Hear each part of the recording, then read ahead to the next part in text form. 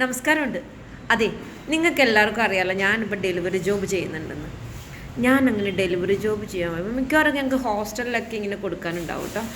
അപ്പം ഒരു ഇത് കൊണ്ടുപോകാൻ വേണ്ടിയിട്ട് വളരെ എന്തോ 1-2 സാധനങ്ങൾ. അപ്പോൾ ഞാൻ ഇങ്ങനെ നോക്കിയത് കവർ ചുരുട്ടാൻ വേണ്ടിയിട്ട് നോക്കിയപ്പോൾ അതിനകത്തുണ്ടായിരുന്ന 2 സാധനങ്ങൾ കണ്ട് സത്യം പറഞ്ഞാൽ എൻ്റെ കണ്ണ് തള്ളിപ്പോയി. കാരണം എനിക്കൊരു പെൺകുട്ടി ഉള്ളതാണ്.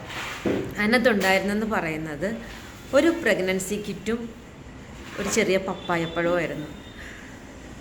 ഞാൻ അവിടെ ചെന്നിട്ട് അത് കൊടുക്കാൻ വേണ്ടി ആ കുട്ടി ഫോൺ വിളിച്ച് കുട്ടി വന്ന് ഞാനത് കൊടുത്തപ്പോൾ എനിക്കൊരു സംശയം മലയാളി കുട്ടിയാണോ എന്ന്. ഞാൻ ചോദിച്ചു മലയാളിയാണോ എന്ന് ചോദിച്ചപ്പോൾ അല്ല ഞാൻ തമിഴാണെന്ന് പറഞ്ഞു. അല്ല ഞാൻ തമിഴാണെന്ന് പറഞ്ഞത് തന്നെ പച്ച മലയാളത്തിലായിരുന്നു.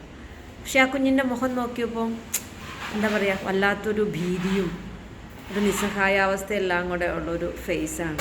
എന്തായാലും കാരണവന്മാർ പഠിക്കാൻ വിട്ടതാ, എന്തോ അബദ്ധം പറ്റിയേക്കുന്നതാണ്.